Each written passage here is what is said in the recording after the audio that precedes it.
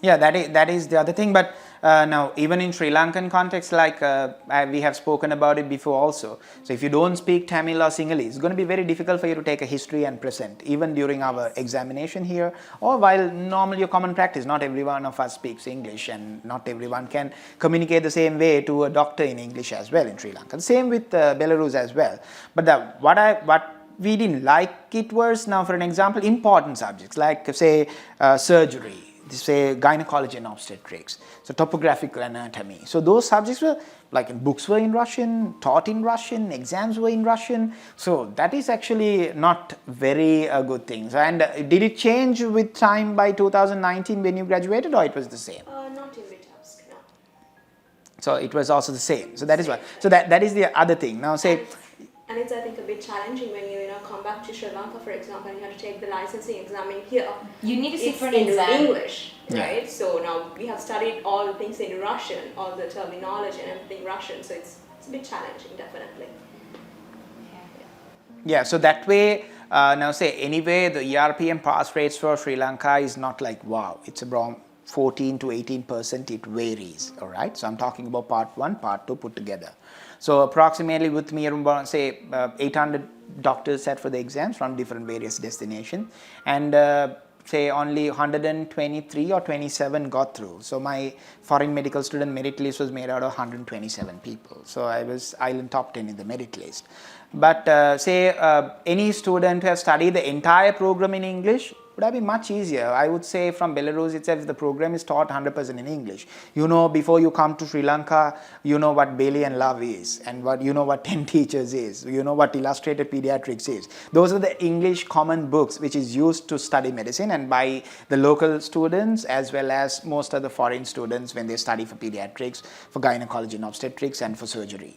So these were the books when we came to Sri Lanka and we explored. Since we did a couple of rotations in Sri Lanka here and there, we have studied here and there, I would say no, I wouldn't say no, but like actually for me, of course, Bailey and Love surgery was like a big deal for me because I've never touched it. When I was in Belarus, we had a Russian book and we had to read that and we had to translate it. We had definitely certain things we didn't even understand, we just memorized it and just went and told what it is, you understand. So those things we had to study the whole thing again in Sri Lanka.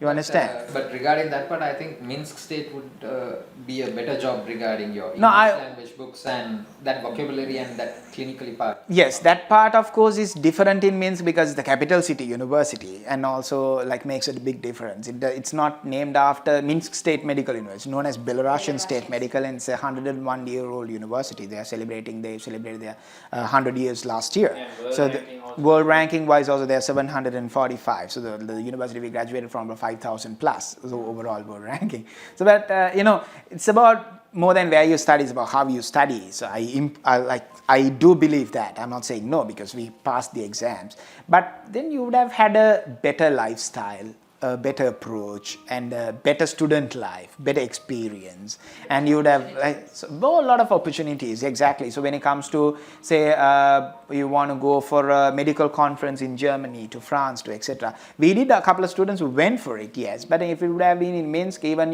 some of the students couldn't afford it because they had to travel to Minsk to get your visas. Do you understand? All the embassies were located in the capital city. Say if you lose your passport, you have to come to the capital city, you have to communicate with the embassy which is in Moscow. So a lot of things were since we were located far away from the capital, so it was a bit difficult. That is the reason for an example, say in Sri Lanka, you get into local levels, you do well, you get into super merit, first choice you always make it to Colombo. Because Colombo, the capital city, makes a difference. Unfortunately, if you get to Batty or Jaffna or any other faculty, maybe equally they are good. I'm not saying with the distance, the student life, etc. I've said, the ranking, so all that is going to be a significant difference.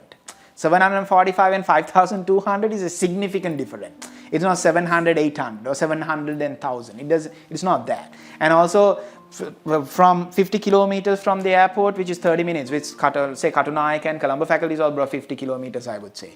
The same way, and 50 kilometers and 400 kilometers is significant different. Do you understand? Even if your parents are coming for a graduation, they have to travel that 800 kilometers. Exactly, that's going to be a problem. So in long term, if you're looking at 6 years of your life, then I would say could have been better, for sure, yes. Belarusian State Medical University. Yes, no, we didn't study unfortunately there, but then again, like for students who have like, definitely we wish we studied in Minsk for sure, because I told you, it was like our trip. Different. Exactly, and also the travel distance from when it comes to university to the hostel to the university, that 20 minutes by bus or by trolley bus or whatever it is, or by taxi. It also was an addition that 30 minutes would have slept little, like, more. This brings up a point in VTEPS. We had to travel all over the town. My God. Yeah, to get to Some different hospitals hospitals. Yeah. 1 Yes. hour. The psychiatric hospital Yeah. especially. Yes, psychiatric hospital, you have one bus and you miss that bus, you can't go to that hospital. And you, taxis were very expensive. 1 hour to go there. Yeah, and so it was, that travel. But Minsk also, they work with around 70 clinical and non-clinical and teaching and non-teaching hospitals as well. So you will have a bit of traveling. But initial years, till you get adopted, so your hostel to the university is walking distance, 400 meters. So when you wake up, you can see from your room, you can see your university. So even your class at 8 o'clock, 7:50 you can wake up, you still can run for the class, you understand? So not a problem. You don't need makeup. Sorry?